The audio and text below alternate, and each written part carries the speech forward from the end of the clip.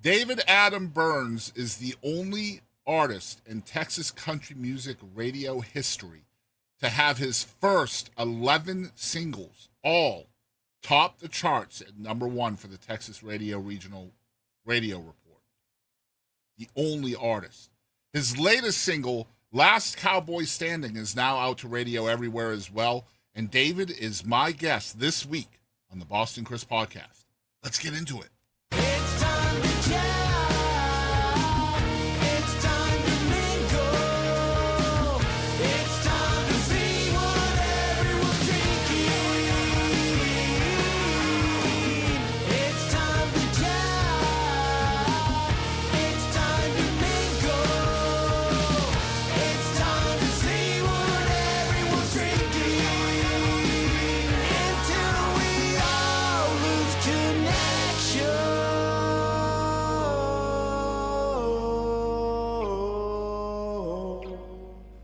Hey guys, welcome to another amazing episode of the Boston Chris podcast, and we have a treat for y'all today. I'm sure he might never get tired of hearing this, but this is the only artist in the history of Texas country music to have his first 11 singles go all the way to number one. Look at the smile, yeah. You never get tired of hearing that, do you, David? Man, it never gets old. If anything, I fear the day the streak stops, but it ain't ended yet. So, Well, it's got to happen eventually, right? But enjoy it while it's happening is what I say. absolutely. But yeah, we have David Adam Byrnes here with us for the first time on the Boston Chris podcast. We're gonna kind of break the ice a little bit. I have an icebreaker question. What are your favorite drinks right now? Right now, well, I pretty much live on water because I'm a singer, and I live Mm-hmm. on coffee because sleep is non-existent. But if we're talking fun stuff, it's getting summertime. I'm pretty big on the Moscow Mules, so I've been trying to perfect it again this year. Very nice, very nice. Yeah, I feel like it's the hydration, something to get you up and something to get you down, right? You got to have all That's three. pretty much it. Yeah. Yeah, I normally drink. So what were you saying? There we go. Yeah, living in Texas, I'm a whiskey guy, but man, I like it neat. So hot, neat whiskey in the Texas heat's no bueno. So I've switched to being a Moscow Mule guy and the replacement of it. So And I feel like when you're writing country music, you have to have some whiskey involved in there anyway, right? I mean, that's going to be part of it. Absolutely. Inspiration, man. Yeah. So just kind of background questions. You grew up in Sherwood, Arkansas. Is that correct? I did. It's a little suburb outside of Little Rock, about probably 20, 30 minutes from there, and spent my entire life there until I moved when I was 19 to the big Nashville music city. So what was life like growing up in Little Rock suburbs? Man, slow, very slow. Yeah. My folks had me late in life, so it's kind of like being raised by your grandparents. So Right. there wasn't a whole lot of kids around where I live because same age, folks around, but just simple. We grew up with property, even though subdivisions built around us. But I mean, it's all as long as I can remember, man. I think I wanted to start playing sports and trying to gig because it got me out of working on Saturdays and stuff. Waking up and watching cartoons and stuff wasn't exactly how we got to spend our weekends. So Yeah. just always working, always into something, and just music if it wasn't sports. Do you feel like being raised by an older generation kind of implemented a old soul within you? I've been told my entire life I'm an old soul, so I Yeah. don't think I can judge it. I think that was planted on me from the get-go. Yeah. And I've seen some stories about you that rather than playing with friends, you were inside doing chores. That probably comes from that older generation as well, huh? It did. I mean, don't get me wrong. I'm not saying I never got to go out and do stuff, but Right, it was right. very much you get the work done before you enjoy yourself kind of deal. But yeah, my dad, I was raised on the same piece of land my dad was raised on. Our house was on the other end of it, and just, when he grew up, if they didn't grow it or raise it, they didn't have it themselves. So it wasn't necessarily that extreme when I grew up, but that mentality was definitely planted into us. Well, sometimes living the country life, that's the way it is anyway, right? You got to take care of home before you can take care of fun, Exactly. Yeah. So what were you've already kind of mentioned a little bit like hard work and stuff like that, but what were some other lessons that you may have learned that you're still kind of applying to yourself today?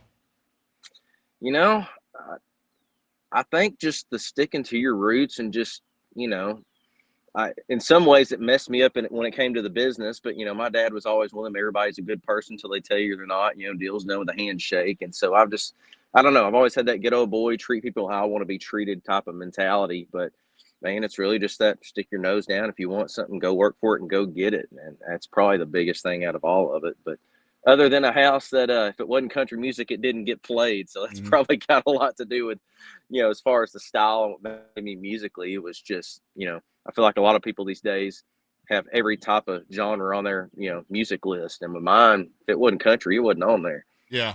See, it's funny you talk about you know, the act of trusting folks is different down here in the South. Like, I grew up and was raised in Massachusetts, and we were always taught as kids, you know, don't give your trust until they've earned it. And here in the South, just about every person you know, I'm married to a Southern girl, and I have an ex that was a Southern girl, and everybody I've met down here, you're taught to trust until they give you a reason not to trust. It's Exactly. completely flipped where I grew up. Like, trust Well, I no guess that's one. that north and south boundary thing. But yeah, it's, you know, and I mean, I feel like that's changing to an extent. You know, I mean, I still, you know, want to instill that in my future children. But you know, at the same time, it's you got to look out for you too, man. There's a lot of snakes in the grass out there, so I don't know.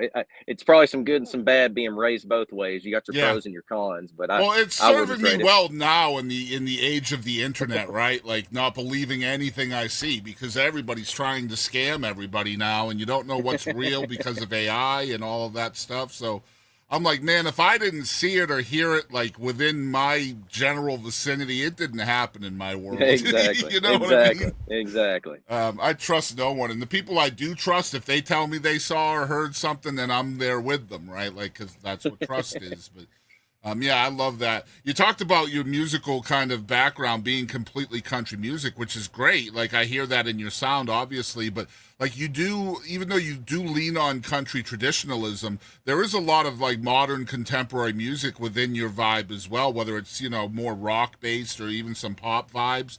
So how did you kind of pick up those influences over time?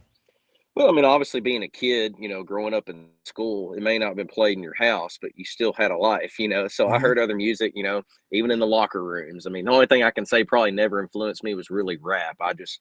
The rap and hip hop and that kind of stuff just never did anything for me. But I definitely got older and gravitated towards, you know, I like listening to some rock. You know, I couldn't sit there and tell you band names and band songs and this and that like I do country music, but I did find an appreciation for it. And yeah, just the fact that even country music itself evolved over the years. You know, Hmm.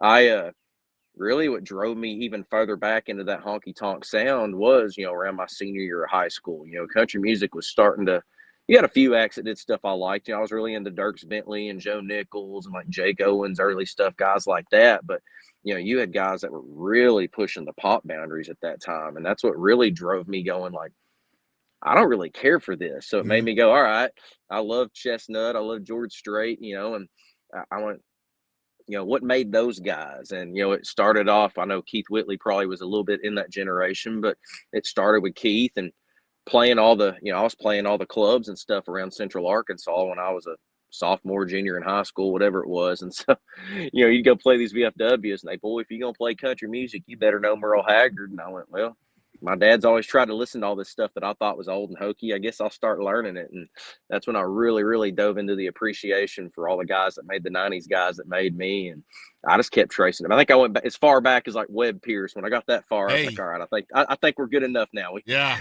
Mission accomplished. But I just, you know, it was a specific record called Saving the Honky Tonk by Mark Chestnut, an Mhm. obscure record. Not many people know about it, but I remember hearing that for the first time going, man, that's the stuff I want to do, man. That's the country music I like. And so that really kind of sparked all this. And, you know, as far as the contemporary, I mean, you know, you can't reinvent the wheel, so you're not going to bring back that sound of those guys exactly the way they did it. So, you know, you try to do things and make it sound fresh and, you know, as they always say, a great writer borrows, or I'm sorry, a good writer borrows and a great writer steals. Well, hey, Mhm. you go find the things that you actually like and just try to find a way to make it mix with what you're doing. And that's pretty much the sound I go for. Yeah, and I love what you're doing, man, bringing that 90s vibe back. I love that you're talking about people like Webb Pierce, too, because, like, man, Honky Tonk goes back a whole lot of years, Oh, yeah. It wasn't just like Mark Chestnut and that Southeast Texas feel with, Tracy Byrd and Clay Walker and all those guys down that way, but, like, it's been here a while, and that Honky Tonk has some other vibes in it, too, with Western Swing, and, Oh, absolutely. you can have some Southern rock in there as well. And even like, I'm a huge 90s fan like you are. Even the 90s, like looking back at it, like Brooks and Dunn wasn't traditional country, right? There was a lot of pop vibes with them. And, Yeah. Well, I mean, even George Strait, I mean, that's yeah, my hero. I mean, you base everything I do. I don't even try to hide it anymore. I'm like, if I look like I'm trying to be the mini me of George, well, I have been since I was 3 years old. So right. why hide it? Mhm. But I mean, even him, you talk about Dean Dillon, and he goes, man, I just started taking the James Taylor melodies and putting them to a dance hall vibe. And so, country's always kind of chased and done that kind of thing. And so, I mean, I found myself getting aggravated, and that's not country, and this ain't country. But I mean, Conway Twitty wasn't country when he came out. Garth Brooks was Yeah, the death of country music I was when gonna he came mention out. Garth Brooks. Like, if you So, remember back when we were kids, man, like the whole Garth Brooks versus Clint Black discussion, yeah. right? Like Clint was traditional, Garth was more edgy. And like now looking back at it, like everybody considers both of them traditional. Like it's I impossible, mean, right? I find stuff. I mean, Kenny Chesney, he was a sellout and going pop, and now I Yep. go back and listen to old school Kenny, and I'm like, man, that sounds pretty country for all this crap we're hearing today. I kind of dig it. Yeah, So I remember hating on Kenny Chesney and really liking Tim McGraw, and now looking back, there's not really much of a difference between them. You know what I mean? no, not at all, not Yeah. at all, man. So it's just I don't know. You find your lane and you roll with it. I mean, of course, as an artist, you find things that especially me being a purist and a traditionalist, you know, I I don't shy away from conversations that are tough to have. The fact Morgan Wallen said in an interview last week, "Oh, I never really listened to country." I mean, yeah, that makes me fighting mad and go, "Then why the hell are you here?" Mhm. I am a guy that loves country music, and there's guys, we all get a bad name. Y'all just don't want music to evolve and this and that. And I'm like, man, I'm all fine with it evolving, but keep some trace of the genre here, man. Mhm. Or you have a love for it. Show me something that made me understand why you wanted to be this. It's just I feel like a lot of people use country music as their stepping stone or the easy money way in. And it's just like, it means Yeah, so and much to me. It makes me yeah. fighting mad when I hear that. Yeah, I was the same way for a lot of years. Like, really, I was very, very protective of country music because, again, I'm a huge traditional fan, and going way back to the Webb Pierce, Ernest Tubb, Marty Robbins, Hank Sr. I love that stuff. But like just looking over the course of 60 years of country music, it has evolved, and it Mhm. continues to do so. But at the same time, there are artists today like Zach Top and Jake Worthington and yourself, and Yeah. there there's a couple dozen others that are really tapping into that old style of country music and still having a lot of success with it today. So the market is still there. But now, like, I'm looking at these other genres, these other types of artists that are trying to dip their toes into it. It's almost flattering because they understand that it's there. There's something there to kind of, I don't want to say take advantage of, but maybe that is Yeah. what they're doing in a way. But I think it's almost flattering that they want a piece of that pie, the Beyoncés and I love Post Malone, for example. Well, know, and that right there, there's two parts to that. I want to make sure I touch on both because yeah, the first one, dang it, I'm telling myself in my head, don't forget. Oh, I don't think that traditional country ever left. I no, it think didn't. Yeah, the digital age and social media made it to where it couldn't be hidden anymore. You right. didn't Yep. have the gatekeeper radio saying, this ain't selling, we're not playing it. And so, I don't know, maybe in the next 5 years, this sound goes away and nobody likes it. But I mean, there's markets where it's always lived. It's always lived in Texas. That's why I came here. Mhm. But, I'm the same thing, man. If artists really have an appreciation for country and want to come dive into it, man, I'm all for it. And that's the difference with what I see with like the Beyonce and the Post Malone thing. Posty, he's going and making friends in Nashville. He's wanting to be with the writers and like being a part of the community, and Yeah, that's hitting the great. road and networking, Yeah. and yeah, yep. And you know, I don't shy away from the Beyonce thing. I mean, I had a video go viral ranting about her Grammy. You know, it's just if you're just doing it to win an award and for a thing for yourself, then you know, yeah, that's where I get kind of mad because I doubt I can go make a country record and call it hip hop and get embraced by hip hop, can I? You know, so Right, yeah. that's kind of where I draw the line. But man, these guys, you know, I remember Darius Rucker. You know, Hmm. I mean, dadgum, he made the most country record I'd heard in 15 years when Yep. his debut thing came out country, you know? So it's, you know, the guys that come for the true love of it and want to be a part of it, man, I welcome it all, man. Broaden us. But, you know, it goes back to if it's just a stepping stone for something you ain't been able to achieve, then Yeah. go on, get out of here. Yeah, I agree. Man, I love chatting with you about this because you have such a unique perspective on it because you did go to Nashville, you did sign a publishing deal, you had an artist development deal in Nashville as well. So you were probably churning out those songs that maybe didn't really resonate with you personally as an artist, but you had to put what was marketable from the boss's perspective out there. So now, like, you break away from that. Now I imagine, just based on what I'm hearing from your, you know, your singles and your records, it's more true to who you are as an artist. So that perspective is really unique from where you sit. And I love chatting with you about stuff like this. Yeah. How hard was it for you as an artist to kind of, because like you go to Nashville as a youngster, you're 19, and I imagine, you know, you're going to try to kind of stay within the path that they set for you just because you're young and kind of malleable at the time. How long does it take for you to kind of understand that, you know what, this is not really feeding my soul. I have to get away from this. Man, I moved to town like a stubborn 19-year-old because I was a stubborn 19-year-old. All those guys that, you know, wrote all of Tim and Kenny's hits back in the 90s and all the guys that wasn't having success anymore, I mean, latched onto me instantly because I came to town knowing Merle Haggard. I came to town knowing George Jones. I came to town waving the flag of, if you're here to pop me up, I ain't your guy. I'm here to do real damn country music, you know, and I was vocal about it. And, you know, I signed a publishing and a record deal, you know, very, very quickly. It was within a year, to be honest with you. And if anything, that fueled that cockiness. Mm-hmm. But the problem I had was the guy that was, you know, signed me, he loved that I loved George Strait. But the problem was I loved George Strait for Unwound and Down and Out and all these honky tonk songs. He loved George Strait for that James Taylor pop melody side. And so it's just, I always laugh, you know, I had a record called Premium Country that was out that's not even available anymore. But, you know, the big joke I had was my first album was a box set that had like 14 or 16 songs on I it. saw that, But yeah.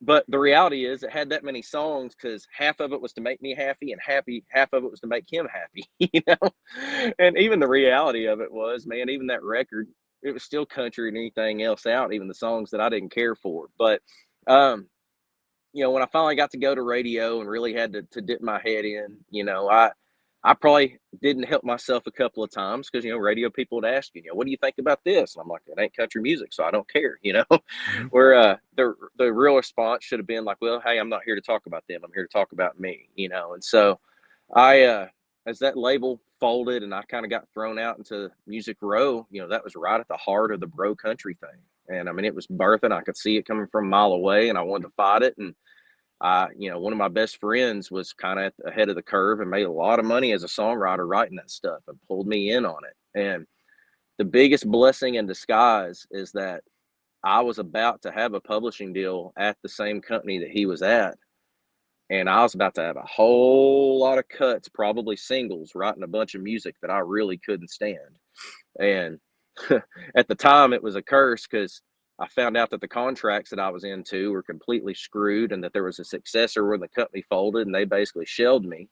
Mm. And so I couldn't sign the new deal and all these singles as a songwriter just fell apart. But it forced me to go out and just start touring and getting on the road. And, you know, I thank God I had a buddy named Arliss that just started throwing me on the bus with any act that would let me go out. And I'd sell merch, I'd write. If I had a chance to get on stage and play, I would. I didn't really know what I was getting into. But when I started getting out of this little square called Nashville, I realized that there were people out there that hated this music and were so thankful that I was actually going and wanting to sing real country music. And I mean, even at that point, I can't say it was really, really country. It was as close as I felt I could get at the time. But you know, you talk about that turning point, man. I had a day where I ran into Daryle Singletary, and you know, I had this long hair and was just dressed. I'll call it like it is, dressed like a douchebag, man. And he just looked me up and down and said, "What in the hell are you doing, boy?" Yeah. And we had a big heart to heart over a lot of Crown Royal that night, and that was just the day that I said, "Man, doing it their way has not worked." I moved to town loving a certain kind of music. I moved to town wearing Wranglers and my cowboy hat and saying I would never let that go. So why the hell did I? And so I started unbrainwashing myself, as I call it, man. I had to remember how to write real country songs again. I had to remember how to make content, not just make some hooky, catchy bullshit excuse of a lyric, you know. And the best thing that happened was I signed my second crappy record deal that gave me the chance to team up with Trent Willmon, and he was just like the big brother I never had, man. Trent gave me I don't know if it's courage or just that nod of yes, it's okay, but whatever it was, it gave me the opportunity to make a record the way I really wanted to make it, and that's when I made Neon Town. And you know, no one was even using fiddle or steel guitar on as much as a demo or a record. I mean, it was funny. We tracked that whole record in one day, and nobody wanted to leave because nobody, you know, I laugh as everybody's like, you know, Zach Tops, you know, first guy. And I'm like, no, he ain't the first guy. I was doing this stuff a long time ago in Nashville, but nobody wanted to hear it.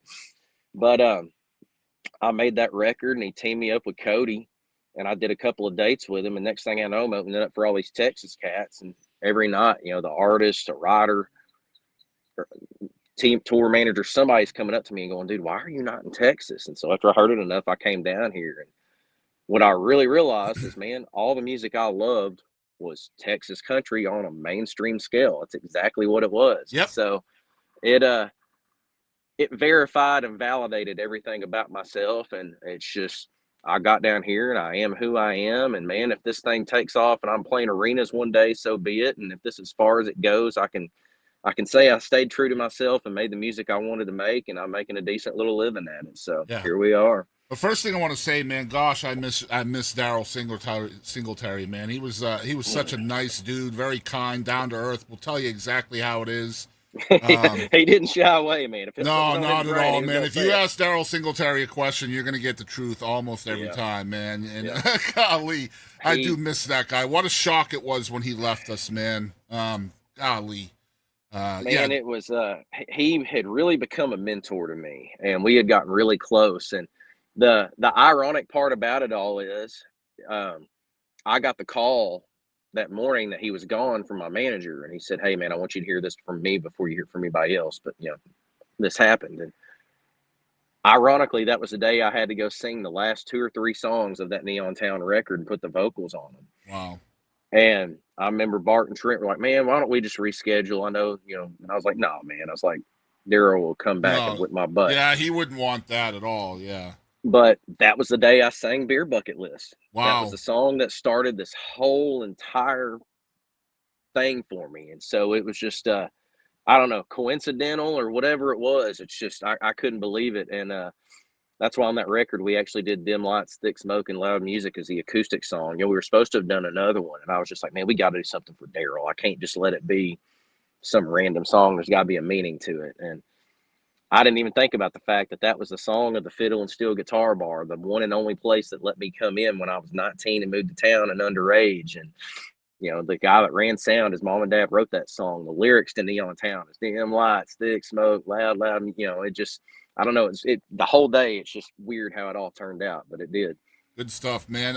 It's so funny. That's one of the things I wanted to chat with you about was, you know, growing up in central Arkansas, you would think that, you know, Texas would be an option for you, but it just never occurred to you, did it? Because, like, they tell you when you want to do country music, you have to go to Nashville. Yep. If you don't make it in Nashville, you're not going to make it anywhere. And I had never even heard of Texas country when I moved to Nashville, if I'm being honest with you. The first I'd heard of it was, I can't remember the brand. There used to be some brand that was in Western stores, and it was like a Texas thing. And, you know, the shirts kept saying F Nashville or this and that. And I'm like, what is this about? Why are they so mad? And so I I looked into Texas country, and of course, what I found was like Cross Canadian, Ragweed, some of those guys, the rockers, and I was like, well, that ain't really nothing I care about. I guess I'll just keep doing what I'm doing. It really I'd gotten to know Randy Rogers a little bit. We had a friend in common. He'd come to Nashville and we'd all hang out, and he was just always kind of awkward. But I didn't realize this is a dude that could sell out the Cowboy Stadium in Texas. He's just out there having drinks with us and another guy in Nashville. It's some another artist, and so being around him, I started kind of learning the scene. And I'll never forget. I heard "Me and My Kind" over at some dude's house, and I came running in. I went, "Who the hell is that? And Mm-hmm. what's that sound he's doing?" Because I'm told nobody else does that. And that's when I really, really found Texas, and I was like, all right, there's something to this. Yeah, I love that, man. Let's talk a little bit about writing, because you did have to kind of churn out those bro country songs that you don't really care about. They're not feeding your creativity or your soul or anything like that. Now you're kind of finding Texas. Is there a relearning process for you in going from the cookie cutter stuff that Nashville churns out at times to back to what you really love? There was. I mean, it started in Nashville. That's when I really, really had to start trying to get myself back on track and just finding depth in songs and really just not letting a line slide or something. But like me and Trent, we were tickled to death when we made Neon Town. Most of that record, some of them songs were 7, 8, 9, 10, 11 years old. They were too country, and I couldn't record them. So the good news was I had written some great songs that never got to be heard while I took this time. I mean, I think I was in Texas 2, maybe 3 years before I even tried to write a song. Um, I'd went to some writer retreats and I was in a writing room, but even then, I had told myself, I was like, I'm going to go understand Texas.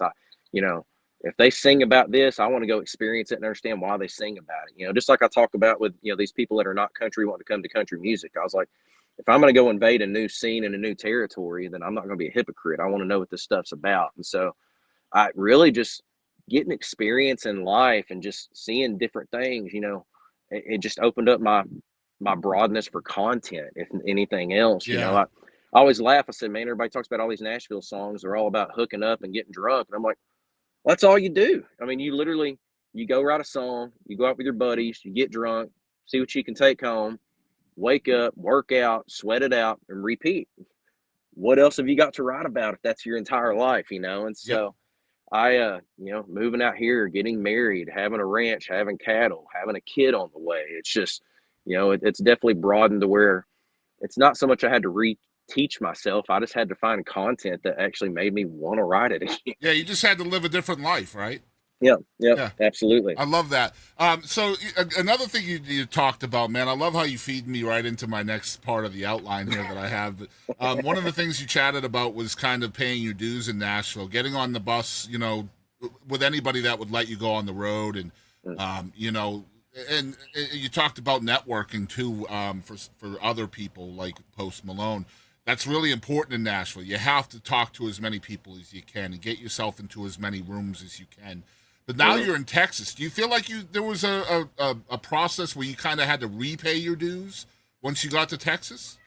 Well, I think you never stop paying your dues, if I'm being honest, because I look at stuff I look back at my days in Arkansas playing clubs on the weekend. I'm paying my dues. And then you move to Nashville and you play Broadway and you're like, oh, I'm paying my dues. And then you're a struggling writer and can't pay the bills, but you're doing all the being out every night and being seen. I'm paying my dues. And then you really get out on the road and you really start having to realize that it's about the fans and trying to make. So, I mean, it's just, I'm sure right now I think I'm paying my dues and I'm going to hit some new level that I realized that, man, that wasn't nothing yet either. But it's, I just feel like it's new layers every time, I mean, that first year of Broadway taught me how to be a true musician. That first publishing and record deal got me in the room with real writers and I learned how to be a writer. Getting out on the road made me learn how to truly tour and truly be an artist and do it for the people out there in front of the audience and not for myself. And then, all the bad record deals and the contracts made me learn the business side. So it's just, I don't know, you're always learning. And I think as long as you keep that mentality, man, you can go as far in this business as you want to. I think really the bigger you get or the more recognition you get, really it's not really going to affect you personally, I don't think, as an artist. I think the best way to put it at least from like my perspective as a fan, is you just have more people on the team. There's less that you There have to is. do outside of the music. Maybe you don't have to promote as much. Maybe you don't have to make a flyer for a show anymore, or Yeah. I don't want to say small stuff like that because it's not small. All of that stuff is important. But Yeah. like the more recognition you get, the more success you have, the less of those types of things you have to do, right? Well, you're able to delegate tasks, but you still have to be on top of it. I mean, Yeah, I don't know. There may be absolutely. there may be some artists out there that don't do anything but show up and sing, and man, kudos to you. But I just back to the learning that not everybody's a good person. Yep. There's a lot of snakes in the grass, and sometimes you hire them, and you have to realize that they're taking from you, stealing from you, or not. You're not in their best interest in order to figure that out. I've dealt with that just since I've been in Texas. Mhm. I've dealt with a lot in Nashville, so I uh I think the biggest thing is as an artist, when you realize that you are running a business, it changes your whole mentality. I mean, I'll never forget. I was at lunch sometime there back in my Nashville days, and it was with Keith Anderson and another writer named Arliss Albritton.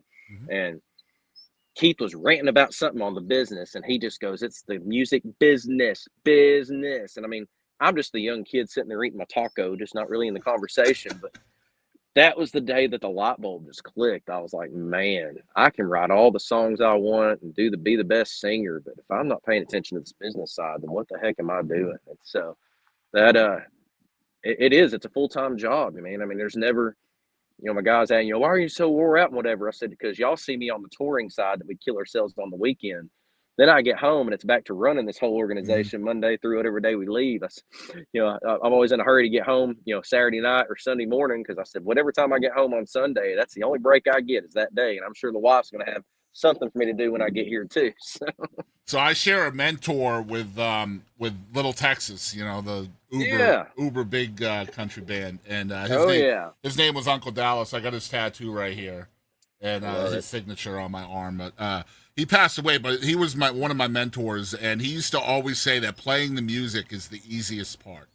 Oh, it is, man. When you step on that stage, that's what it's all for. I mean, Yep. you kill yourself and go through the ringer of the things that we do for that moment. That's what it's all about. And, that was part of the troubles I had early on in moving here was, you had to get to a point where you could get guys that saw the vision and want to be a part of it and weren't just there for the girls, the Mhm. buzz and the whatever, and because I got to a point where, I mean, by the time I stepped on stage, I was so worn out, I didn't even have anything to give. And so it's you have to center it around that. I mean, you get to where if that part's not even fun, then what are you doing? Well, it's But such a that's dangerous business, not just for physical health, but also emotional and mental health, right? Like, oh, it's man, I heard somebody do a podcast and there was a little clip of it, and I heard them say if any other person put the amount of effort and work into what we do, they'd be a millionaire by now. And I was mhm, like, holy heck, that just hit me hard, mhm.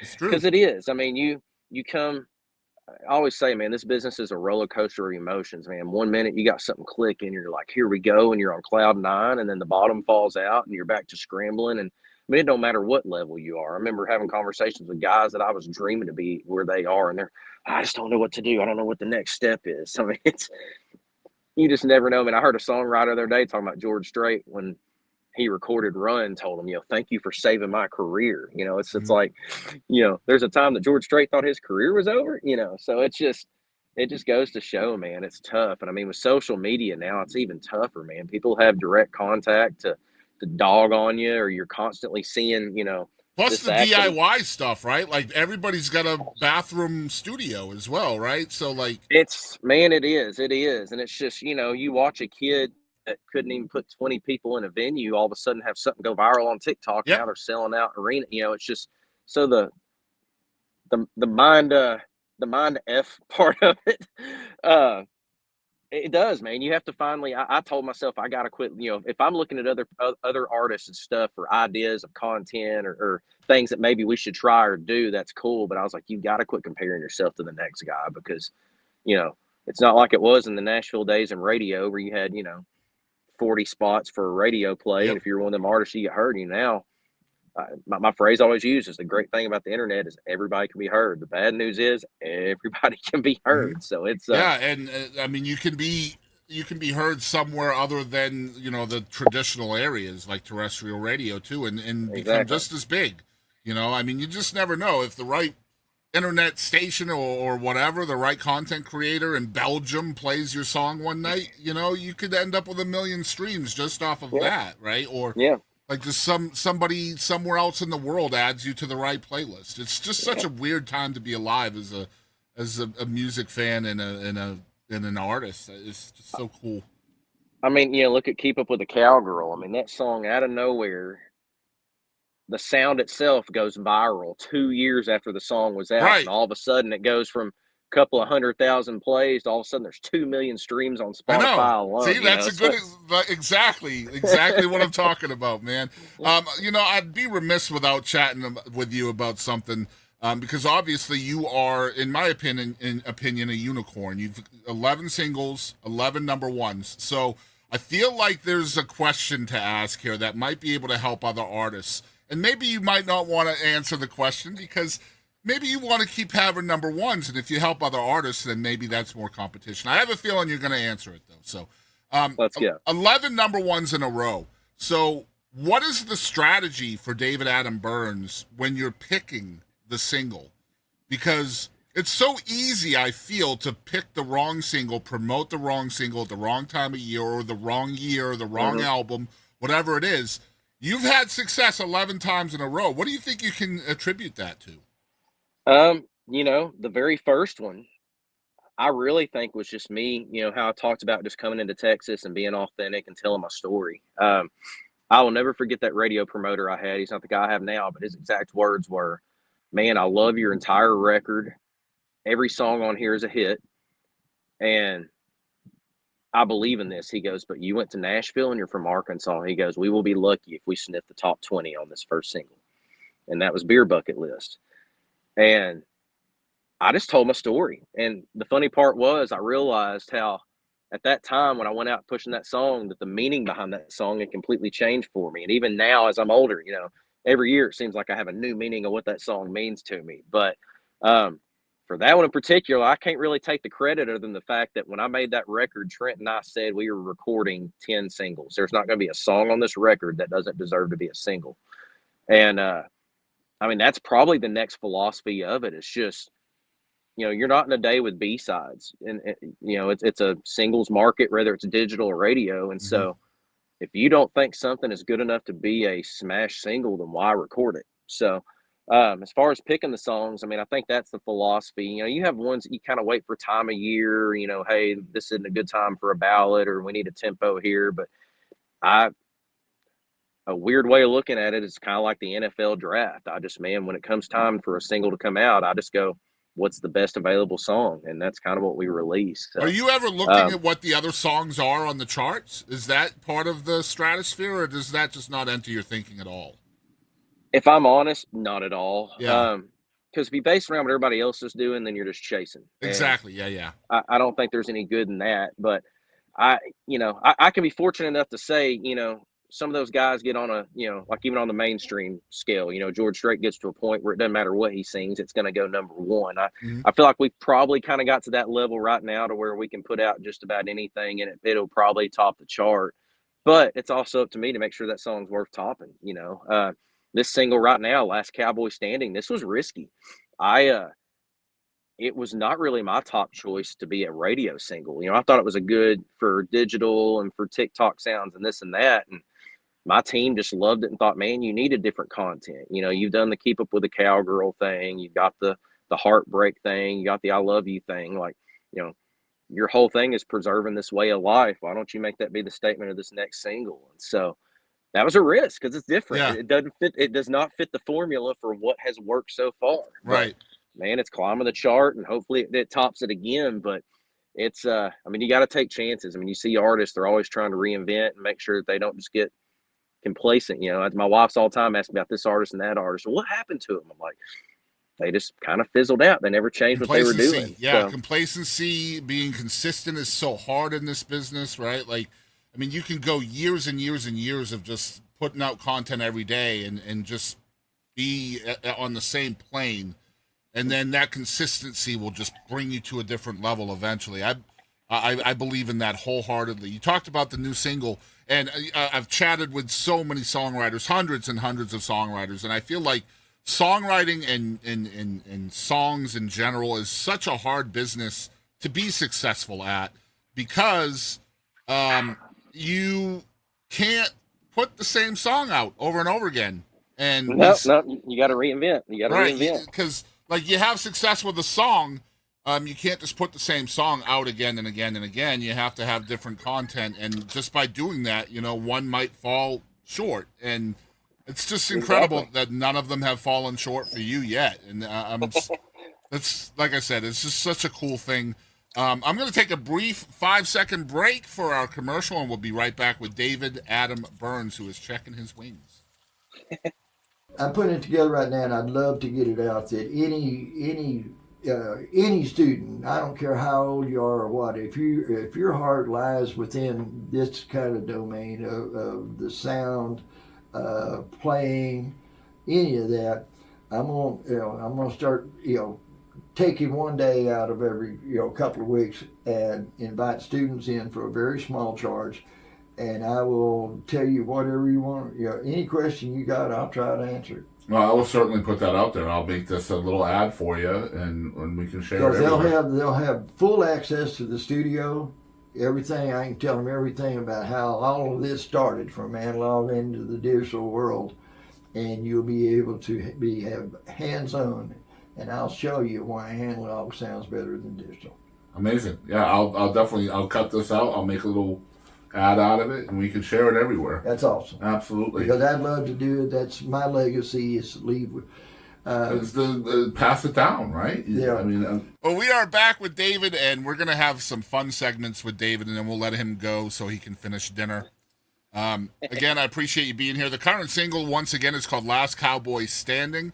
And the radio promoter on this is Dylan Steen, who's a longtime buddy of mine. I've known Dylan for 10 years or so, and probably one of the hardest working men in Texas country. I'm telling you, man, if he ain't working radio, he's working goats or doing something. Every time I call him, he's like, I was chasing a goat, or I was doing this for the city. I was like, buddy, do you ever just stop? The man can't sit still, man. I don't think he can sit still. But yeah, I've been I've had a working relationship with Dylan for a lot of years. He's just such a nice guy. But anyway, we have about 6 or 7 different short segments here that we're going to use as TikToks and stuff before the episode comes out. So this should be a little bit of fun for you. The first one is called "Did You Know?" Can you tell us something that your fans may not know about you? Oh man. Believe it or not, I'm pretty private and pretty shy. That's probably the biggest downfall of my social media, is because I kind of, growing up watching George Strait, I'm just like, y'all don't need to know about what I'm doing behind the scenes. But I've obviously learned how to be a little bit more interactive and more talkative over the years doing it. But man, I mean, I remember back singing early on, they couldn't believe that was me on that stage. Like, that kid that's scared to talk to anybody is that? So, believe it or not, I was very, very shy. I find that hard to believe, just because of the fact that you were putting on fake shows at 3 years old, right? Well, that was for my Ninja Turtles and stuff. But yeah, still. There you go. I think we've all done that. I did my Elvis pelvis stuff to my G.I. Joes as a kid. So, yeah. All right, next one's called Mount Rushmore. Who are the 4 artists on your Mount Rushmore of most influential artists to you? Oh man, I get asked that all the time. I mean, obviously George Strait and Merle Haggard are going to go there. Gosh, you could fill those other 2 spots with just about anybody. I feel like Keith Whitley is when I really started navigating towards the songwriter side. So I feel like that's morphed a lot of my songwriting. And then, you know what? I'm going to give it to Daryle. Because I don't know that I would be doing what I'm doing right now if not for that night that I just happened to run into him in that conversation we had. So it certainly changed your record too, didn't it? Though, right? It did. All right, next one is called "What the Heck." This is a rapid fire segment where I'm just going to ask you like 5 or 6 questions. Some of them might be silly, some of them might be a little more in depth. Just give me the first thing that pops into your brain, okay? All right. Number 1: how long do you wait after finishing your food before you go back for seconds? Well, since I'm trying to get on the diet kick, there ain't been no seconds lately. But Thanksgiving and the holidays, you might as well not even count. It's just until I can't eat it no more. Right, I got you. All right, number 2: if one synchronized swimmer drowns, what happens to the others? I guess they drown too, wouldn't If they're doing a good job, they would, right? All right, number 3. Which superpower do you wish you had? they? Oh man, I guess maybe to read people's minds because I'd understand exactly what song and how to do about everything that gets people's attention. Well, I think you're doing a pretty damn good job of that already, golly. So Actually, you know what? You know what? I'm gonna change it. I would fly because I could be able to get to show and town to town, or go back to Arkansas a lot. Yeah, then quicker. you wouldn't How have to about pay bus gas money, right? that? There we go. All right, number 4. Is there a word that you have a hard time pronouncing? Oh, I mean, there's a lot of them. There was a song we wrote back in the day called Hictionary, and they put a Spanish word in there just because they used to laugh at me trying to pronounce it. It was like muy bien or something like that. So. I love it. Oh man, we passed a Mexican market yesterday. We were driving to Mount Pleasant from where I'm at, and it was called Super Bueno. That was the name of the market. I was like, I like that. Super good. I like it. The first word was English, and the second one was Spanish. Good stuff. Number 5. What is your best curse word alternative? Probably fudge. Fudge. There you go. All right, last one. If your pet could talk about you, what would it say about you?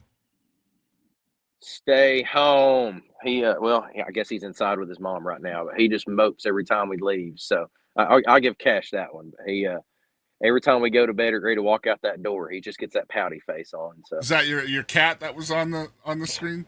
no, this is the. I told my wife if we get another animal, that I'm gonna start charging admission for people to come over because we own a zoo. This is the barn cat that's right here. Cash is our dog. Okay.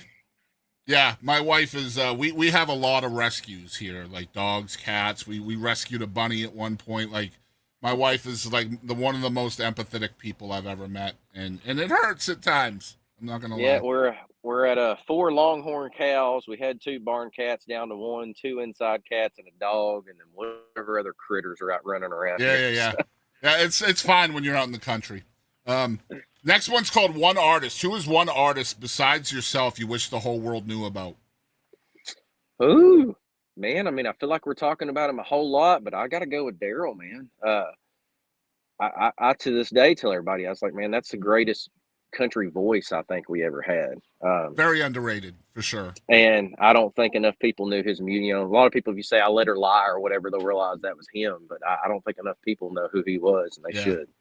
Look up a song called Too Much Fun. Oh, my God, that song Oh, is you killer. know, you ever heard that one? Oh, I love it, man. That's a great tune. Hey, you know, I do got to take credit. In the last year or so of his touring, he did throw Living Up to Her Low Expectations back in his set after I asked him. I was like, why don't you ever play that, man? It was your first single. So Yep. I'm going to take credit on that going back in his set list. Yeah, go through that catalog, the Daryle Singletary's catalog. Y'all do that. You won't be disappointed. What is on David Adam Byrnes's wish list? Oh, man. Well, we're checking off one of them because I'm getting a headline Green Hall this summer. So Let's I can go. take that Congrats. off. Man, I grew up every summer going to Cheyenne Frontier Days, so it's always been a bucket list thing to get to play that. Obviously, you know, Billy Bob's. You can't be a Texas artist without playing Billy Mhm. Bob's. But I think the number one thing right now is figure out how to be a good dad, man. I got my first little boy on the way here coming this August, so I don't think I know it's coming and I'm excited for him, but I don't think that moment of you have to make a kid get through life has really sunk in Mhm. yet. So Yep. let's I think probably number one should be let me not suck at that. I think you're gonna do just fine, man. I think you're gonna do. You got a good head on your shoulders. Yeah, congratulations on first of all Green Hall. Thank you. Congratulations on the first kid. Lots of cool stuff happening for you, man. I have a feeling I know what the answer to this next question is going to be now, but I'm going to ask it anyway. We talked about 11 straight #1 singles. A fan of yours might say that is your best accomplishment as a human being. But what is your opinion of your personal best accomplishment? And this doesn't have to be music related. Man, I love when folks tell my parents that boy is raised right. He's a good kid, man. Because I do. I always try to do the best I can by everybody. I mean, I'm human and I know I make mistakes, but I just, I always want to leave everywhere I've been a better place when I leave it. And I hope that that's always the case and it stays that way. Yeah, good answer, man. Next one's called Biggest Impact. Was there a person or event in your life that changed your life in just a monumentous way that you can kind of look back at it and that person or thing that happened kind of puts you on the right path? I will 100% give credit to my wife on that one because I eat, breathe, live, sleep. I couldn't even as much as have fun if it didn't involve music and my career and all that. And she's the one that really, really made me understand there's life outside of this. If it's taken away from you tomorrow, what do you have? And I still don't know that I got much, but she's really opened my eyes that there's so much more to life and just to stop and smell the roses. Cause you know, you're always wanting more. You're always wanting that next step. You're never complacent. And she's really good about making me just stop and enjoy where we're at. So I gotta give her all the about credit. life and legacy, right? Absolutely. Absolutely. Yeah, good stuff, man. Last segment is called Who Do You Think You Are? Who is David Adam Byrnes? Man. The funny thing is the generic answer, cat owner that is annoyed with it at this point. Here we go. Dolly, let me just hold you. Maybe you'll stop moving. You know, I would always say a country music singer my entire life, but I feel like there's so much more to that, man. I hope soon to be father, a great husband, a great son, and a great friend. And I don't know. If that don't sum it up, I don't know what does. Good stuff, man. I feel like that's always the hardest question to answer when you have to kind of look within yourself and figure out who you are, because who can you be for other people if you don't really have a good, a good grasp of who you are as a human being and what you offer other people, right? Absolutely. Because you have to understand that life is give and take, so you have to understand what you're given and you have to understand what you're taking. And if you don't, then you're not really fulfilling your part of a relationship, I feel like, right? So well, and the funny part is something else I thought of is what I should have answered that question with earlier too, is, what some people don't know about me. I'm a homebody, man. When I ain't got to go on the road, I don't want to go nowhere. I understand that 100%, man. Oh my God. Like, I love chatting with people and stuff. Like, I love the whole Zoom thing because it's perfect. I used to do interviews all the time at my house. And this is so much better for me as a socially awkward person. And I'm also a homebody. I don't want to go anywhere, man. Yeah, I'm that person, man. If you want me to go do something, you better get me out of the house before I have a chance to say no, because That's otherwise right. I'll have an excuse. And then when you're in public, are you like the first one that wants to leave too, right? Like, depends on what we're doing and where we're at. I mean, Yeah. give me a couple of them whiskeys and get me something that interests me, I'm in. But if I'm at some kind of a club with a bunch of freaking loud music or just overly crowded, I'm like, nah, get me the heck out of here. Yeah, man. Yeah, for me, dude, it'll be something that I'm uber interested in and excited about. And within an hour of being there, man, I just want to be in my bed and home watching YouTube or something, man. Well, it doesn't help my wife ain't any better. She's the same way. She already was in there like, I'm ready to go lay down. I was like, well, I still got to make dinner and do an interview. So we're going to be a little bit, honey. All right, well, look, it is 2025 now. I know one thing that can help David right now is for all of you folks out there to request the single. It's called Last Cowboy Standing. Just about every radio station, if you call them anywhere in the world and you ask for that song, it'll put it on their radar, and they will listen. At the very least, they will listen to it. So do that no matter where you're at. And what are some other ways that folks can really support you as an artist, David? Yeah, man. Obviously, buy and stream the music. That's the number one thing. Home base, davidadamburns.com. That's got your links to every possible way of finding us. And man, what people really don't understand is buying the merch, man. Coming to the shows, buying the ticket, and buying the merch. That keeps us afloat because unfortunately, in the digital age, we do not make enough off the streaming and the downloads. So, buying merch, buying tickets, and just supporting us out there on the road, man. And this episode will come out on May 31st. There are some shows in June that are in Texas. One in Fredericksburg on the 15th of June, which is at the resort. There's a show at Hoots in Burleson on the 21st. And you can find all of these shows at davidadamburns.com. That link will be in your description below for easy access for y'all. David, thank you so much for hanging out with us today, man. Hey, man, I appreciate you having me, man. This was fun. Hey, y'all, this is Scott Sean White, and thank you for tuning in to the Boston Chris Show.